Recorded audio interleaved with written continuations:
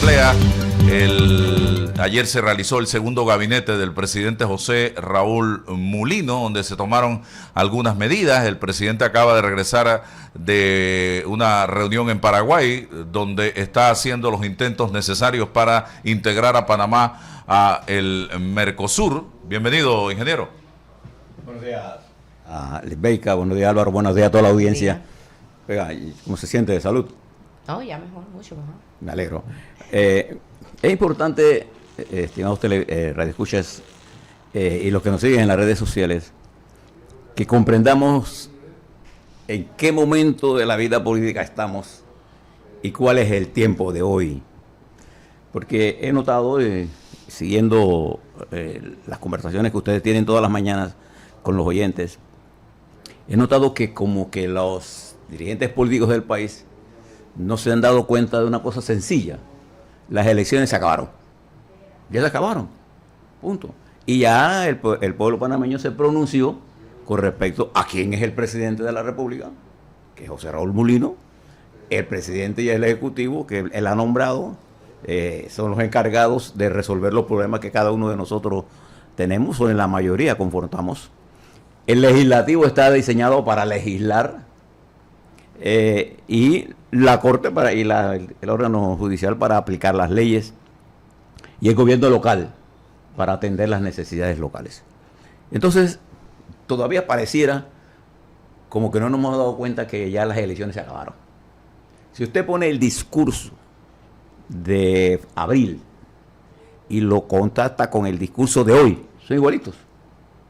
Estamos haciendo campaña sin darnos cuenta, por ejemplo, que en el órgano legislativo, los hombres y mujeres, muchachos y muchachas que están allí, digo muchachos en el término de la juventud que está allí, yo tengo un gran aprecio por la juventud, no se han dado cuenta que el momento de ellos de gobernar, el momento de la definición de las políticas del Estado llegó ya, es ahora.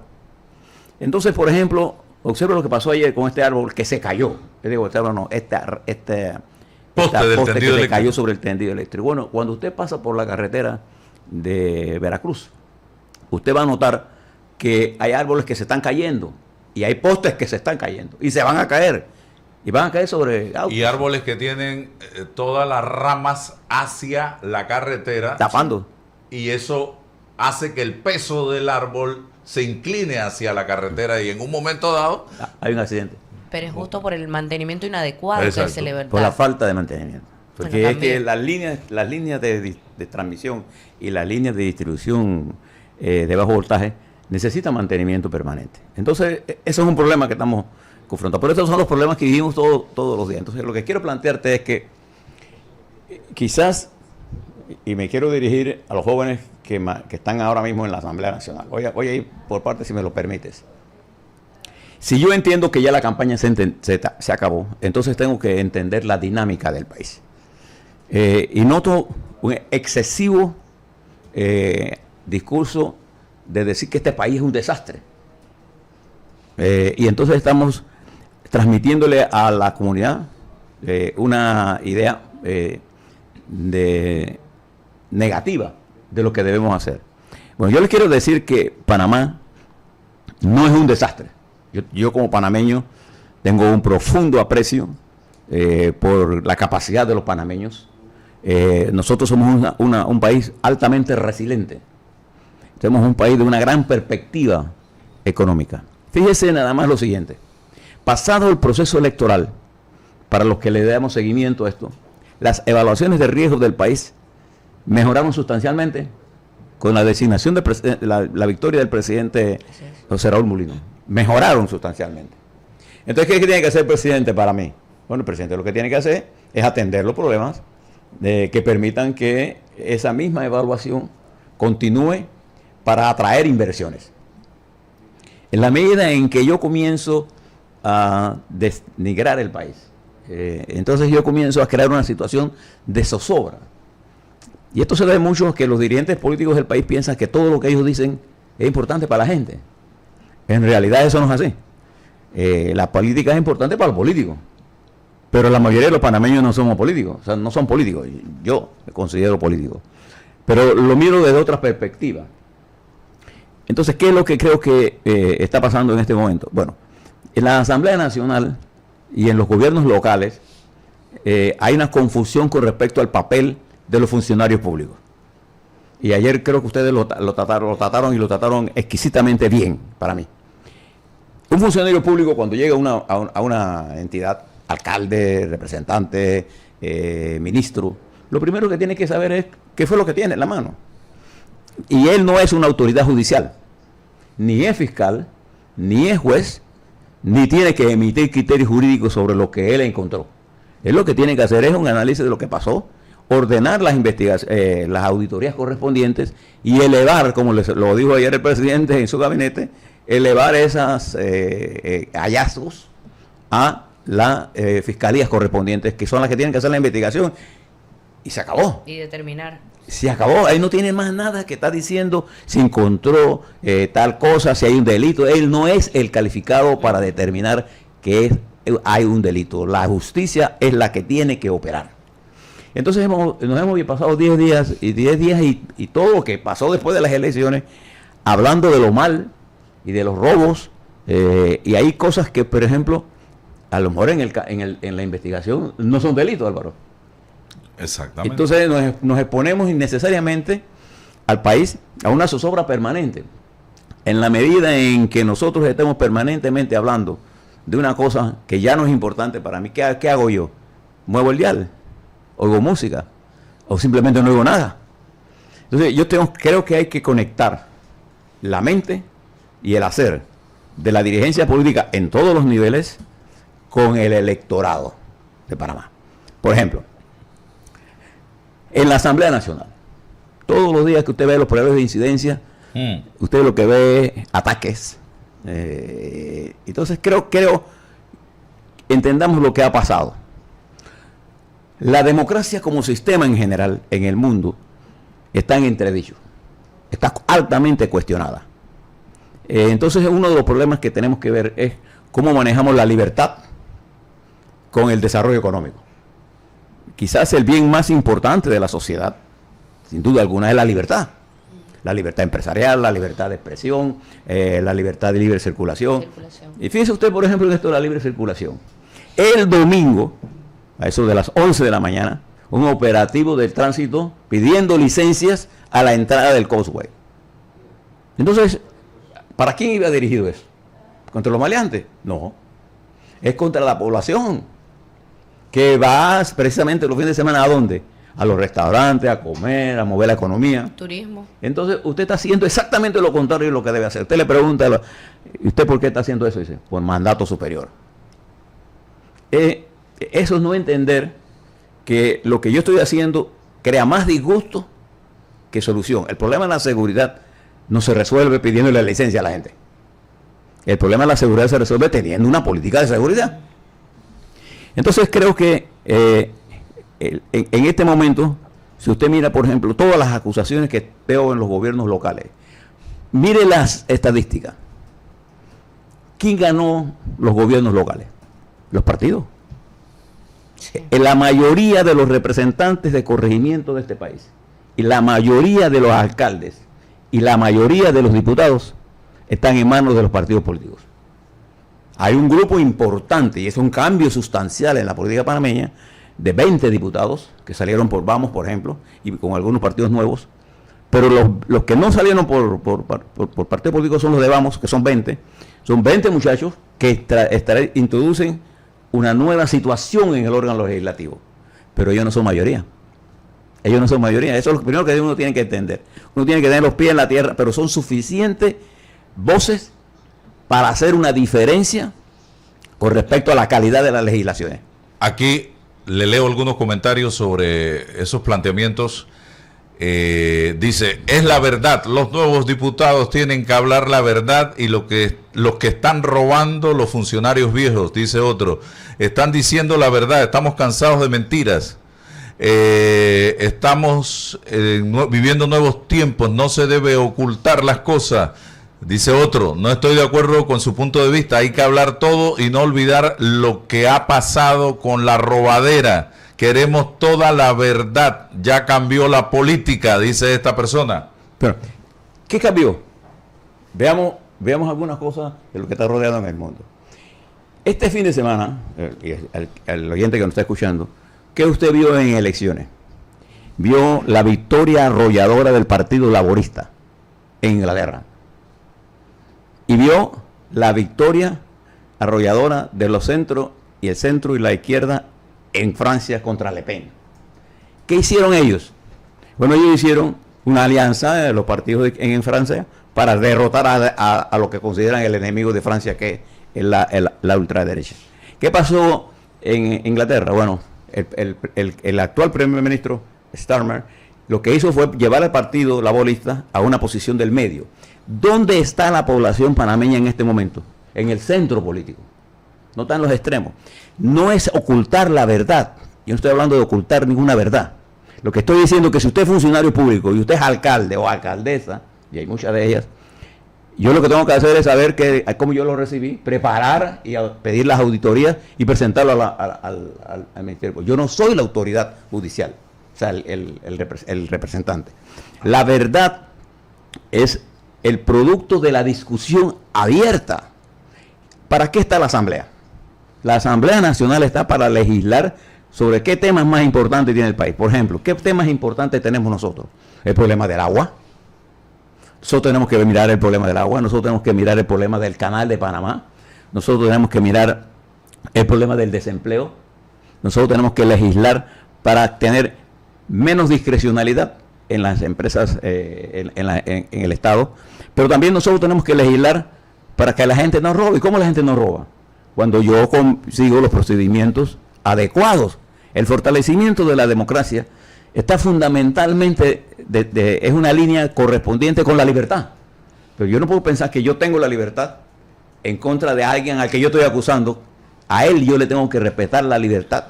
Por ejemplo, Mayer Mirachi el domingo, en un programa de televisión, hizo señalamientos importantes. Habló de una planilla cashback. ¿Qué significa eso para que la gente lo sepa? Eso se le ha dado, ese es el nombre que se le ha dado a una práctica donde aparece un prestanombres. Por ejemplo, Juan Pérez.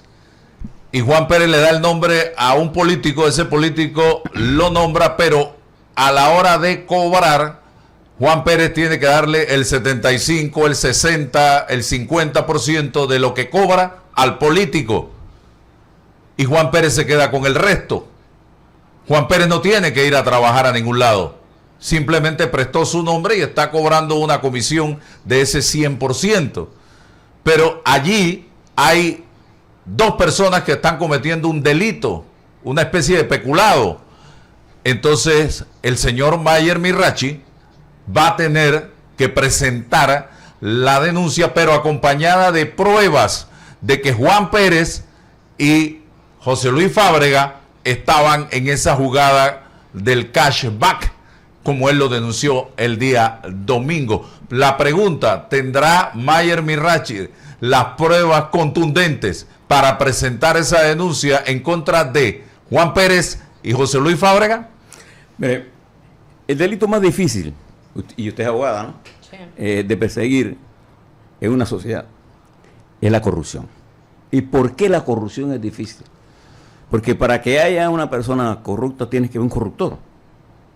Y entonces en el proceso de corrupción hay un ocultamiento del delito. Porque, por ejemplo, si hay una planilla, porque ahora hay la norma de querer hablar en Spanish English, entonces estamos perdiendo el español. Lo que estamos haciendo realmente es que es dinero efectivo que alguien cobra y lo regresa. Bueno, pues pongámoslo en español, porque tenemos que hablar de cashback. Entonces, creo que el problema del delito, de la corrupción, y ayer usted tenía aquí una extraordinaria abogada, Ana Matilde Gómez, es que para poder probar el delito de corrupción no es tan fácil.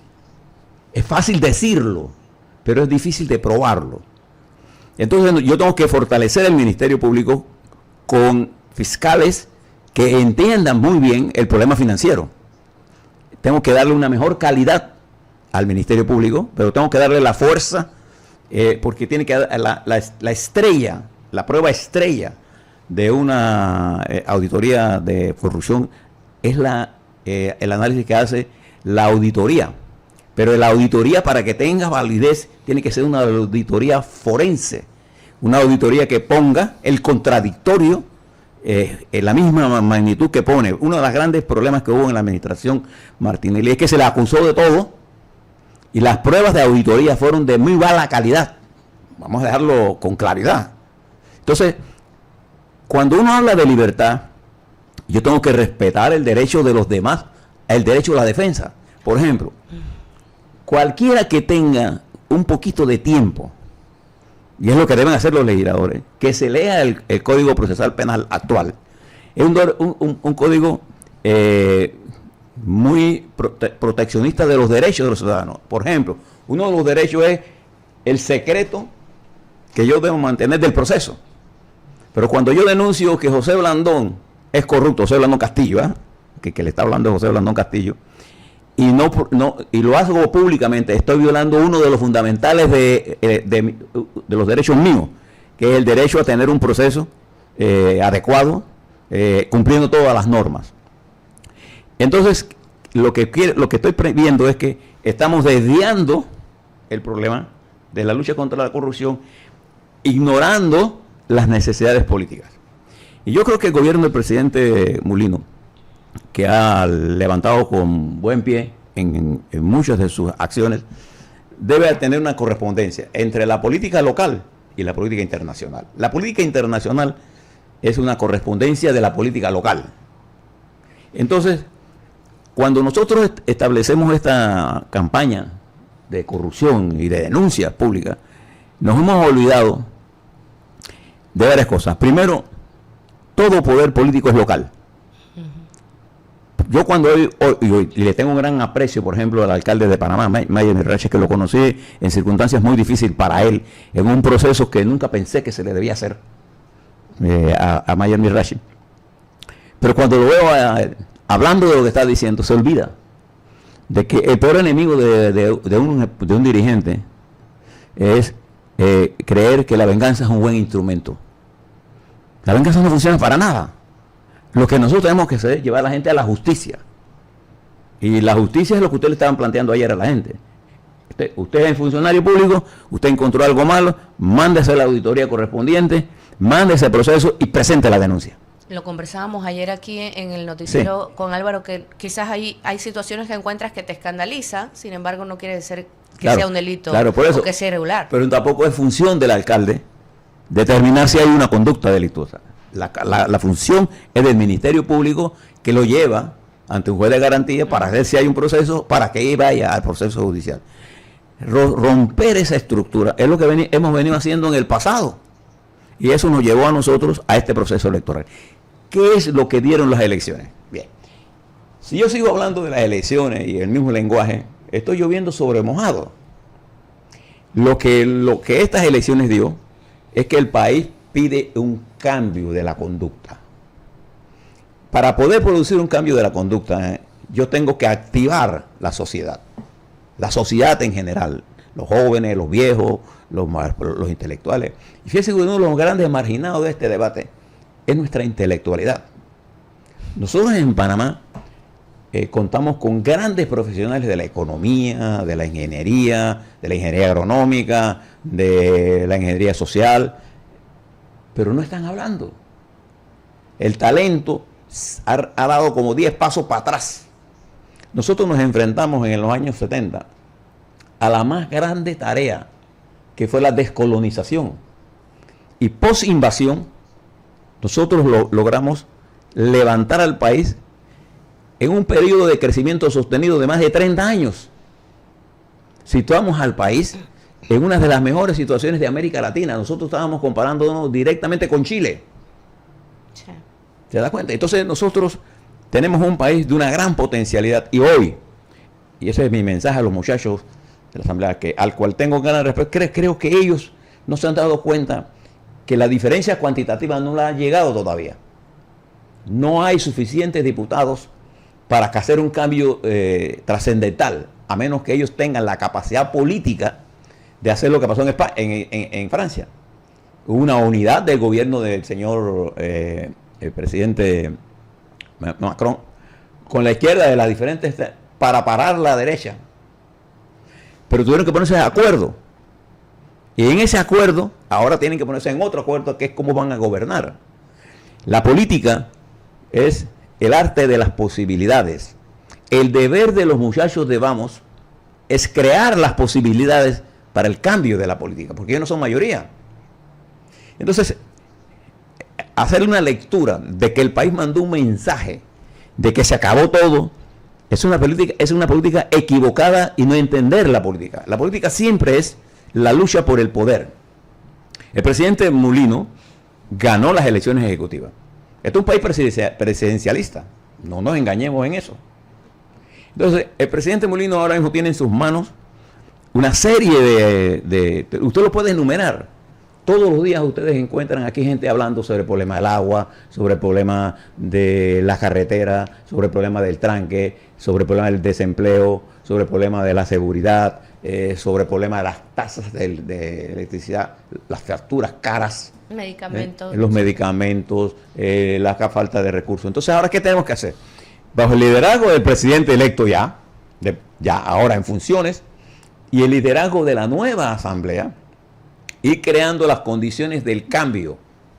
¿Cuáles son las condiciones del cambio? ¿Qué esperamos nosotros de la Asamblea Nacional? Nosotros esperamos de la Asamblea Nacional que esta fuerza juvenil, que la representa el grupo de estos 20 diputados, más las fuerzas que están allí, puedan producir un torque político, es decir, un cambio. ¿A qué cosa? A las leyes que a nosotros nos interesan como panameños. ¿Qué esperamos nosotros del presidente? Que el presidente atienda la agenda local. ¿Cuál es la agenda local? En un mundo en la que está en juego la democracia, en la que, fíjese, este dato que le voy a dar. El 80% de la población mundial, precisamente por estas ansiedades, vive en un determinado nivel de sistemas totalitarios. El 80% de la población del mundo vive bajo un sistema totalitario. Mire el terreno que ha perdido la democracia desde la Segunda Guerra Mundial. Y fue precisamente, mire lo que está pasando en los Estados Unidos. Cuando Eisenhower llegó al poder, encontró un país dividido. ¿Pero qué hizo Eisenhower? Metió plata en impuestos, pidió impuestos y metió plata en la educación. Entonces nosotros en este momento, ¿cuál es nuestro principal cuello de botella para poder progresar? La educación. No solamente la educación formal, la educación política, la educación de los partidos, la educación de los muchachos. Nosotros tenemos un buen bloque de muchachos que pueden hacer la diferencia. El problema es que si nuestros muchachos no se dan cuenta de que para hacer la diferencia hay que entender la política. Y estudiarla, claro. Y estudiarla, no es solamente hablar de, por ejemplo, Álvaro, todos los días hablamos de la deuda. Heredamos una deuda de 50.000 millones. Usted me pregunta a mí. Para mí la deuda absoluta no tiene ningún valor. Para mí lo que importa es la deuda relativa, es decir, la capacidad de deuda con la capacidad de riqueza. Cuando usted va a un banco, ¿qué el banco quiere saber? Si usted pide $1 millón, si usted tiene ingresos. Tiene para pagarlo. Si tiene para pagarlo. Entonces, es la deuda relativa la que importa. La generación, el valor de la deuda versus el nivel de riqueza que yo genero. Y yo voy a tener que endeudarme para desarrollar el país. Nosotros vamos a tener que seguir endeudándonos para que en un momento determinado estas riquezas que voy a generar, los niveles de deuda, y baje el nivel de deuda. Pero en el interín tengo que entender que nosotros necesitamos tener nivel de endeudamiento. ¿Para qué cosa? Para generar empleo. ¿Qué es lo que el pueblo está pidiendo? Que el dinero no se lo roben. Eso es lo que lo está pidiendo. ¿Qué es lo que debo hacer como político? Crear las condiciones para que eso no pase. Pero ¿qué es lo que estoy viendo? Queremos legislar sobre todo. No hay nada más difícil que querer legislar sobre la vida personal suya o mía, la de Álvaro o de un periodista. No, nosotros tenemos que controlar a los periodistas. No. Nosotros tenemos que dar a los periodistas la libertad. Porque hay un libro de Stiglitz que se llama El camino de la libertad y la economía. Entre el camino de la libertad y la economía, hay quienes piensan que la libertad es repartir la riqueza que hay. Bueno, es lo que se llama la igualdad. Si usted coge la política de la igualdad, es decir, a todos los vamos a volver pobres, pues, entonces ahí va a perder igualdad y libertad. Use la política de la libertad y ahí va a tener más igualdad y más libertad. Importante aclarar, el chat en vivo del canal de YouTube está muy activado esta mañana, porque siento que no se ha entendido el mensaje planteado por el ingeniero Blandón en cuanto al tema de la nueva camada de jóvenes políticos. Aquí no se ha dicho en ningún momento que no deben hablar. Aquí no se ha dicho en ningún momento que deben callar. Separemos las cosas. El tema de los representantes y alcaldes, lo que se está planteando aquí es recojan la información, ordenen la información y póngala luego de una auditoría, de ser necesario, la auditoría, en manos del Ministerio Público, pero no se adelanten a hacer acusaciones de delito sin antes haber recopilado la información necesaria, porque el que debe determinar si algo es o no es delito es el Ministerio Público a través de un proceso con el órgano judicial. Porque muchas veces decimos fulano hizo y no hizo. En el caso de la Asamblea, nadie ha dicho que los diputados se tienen que callar la boca.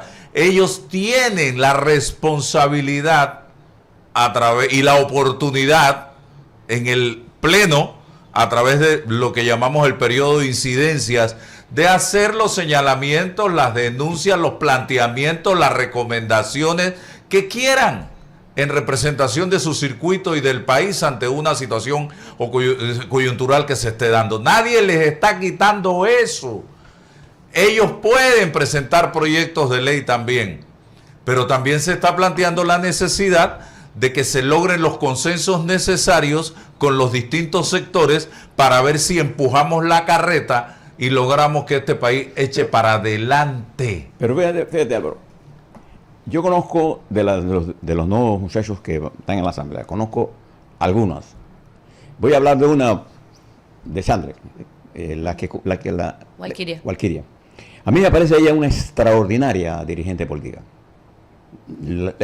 Las pocas veces que he conversado con ella. La muchacha que es de alcaldesa en San Miguelito, Irma, me parece que es una muchacha que se merece San Miguelito.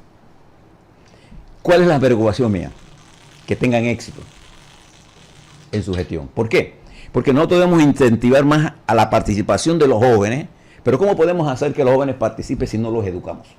O sea, educados en el cambio, que es lo que es posible, para que no caigan en manos de quienes han hecho posible que el deterioro político del país, de los partidos políticos, que se ha producido por, digamos, el asalto, de una u otra forma, de fuerzas menos preparadas para entender el cambio.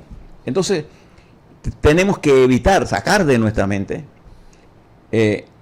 la tergiversación o no querer escuchar. Usted, para poder argumentar, la primera cosa que usted tiene que aprender es aprender a escuchar.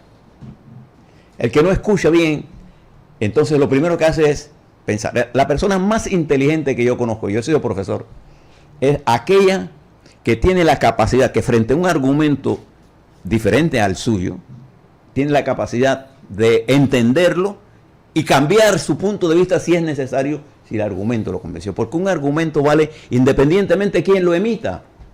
A diferencia de una información que depende de quién se la dé, el argumento pesa por él mismo. Entonces, mi criterio es que los jóvenes, que representan una fuerza importante, una fuerza de cambio, en la medida en que estén mejor preparados para entender una cosa, principio del poder. El principio del poder es que cuando yo llego al poder, yo tengo que resolver los problemas de la gente. Y yo le pregunto a usted, ¿cuántos problemas yo resuelvo como alcalde si yo me detengo exclusivamente en el discurso acusatorio? Ninguno.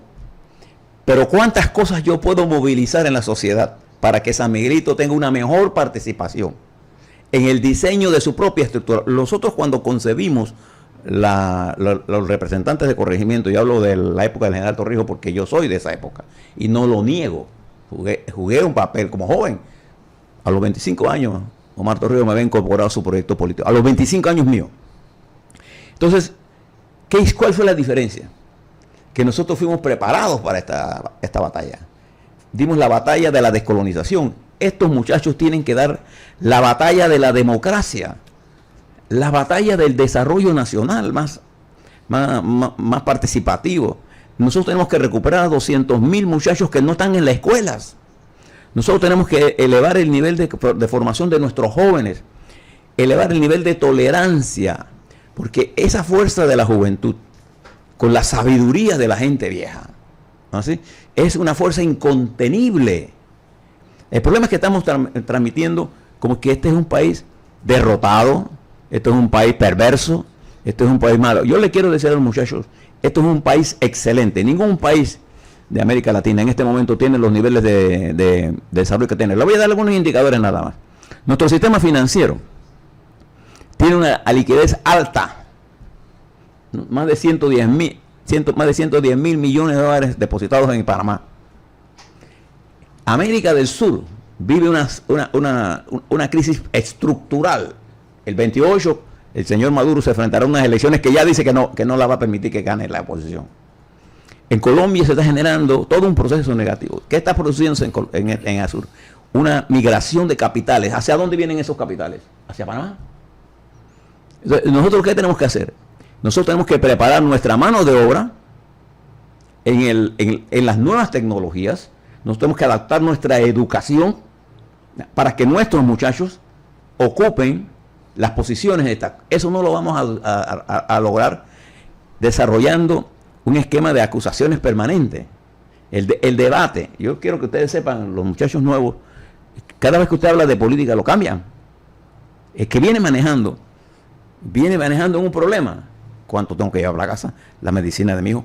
Mire, por ejemplo, usted fue electo por gente que fue a votar con hambre. Y yo le pregunto a usted, en una democracia, ¿qué sentido tiene que un hombre con hambre vote por alguien? ¿Cuál es el sentido de la libertad ahí? La libertad es que ese hombre tenga los recursos para manejarse. Fíjese el problema que está pasando en el sector agrícola nuestro. Nosotros queremos poner ajustes de precios. Y me recuerda en Cuba. Usted sabe, Álvaro, que en Cuba el ministro de Finanzas se llama así, ministro de Finanzas y Precios. ¿Usted ha visto qué clase de locura es esa? Porque todos los precios están controlados. Sí, todo está regulado. Entonces, aquí en Panamá, yo necesito pensar en cómo yo retengo a los muchachos en el campo. ¿Cómo yo los retengo? Con mayor economía. Observe el desarrollo del narcotráfico en nuestras provincias, en las nuestras. Es enorme. ¿Y por qué se está dando eso? Porque el sistema no le está permitiendo a esos jóvenes trabajar. Entonces, ¿yo qué tengo que hacer? Desarrollar la agricultura con alto nivel de tecnología. Eso es fácil de decir.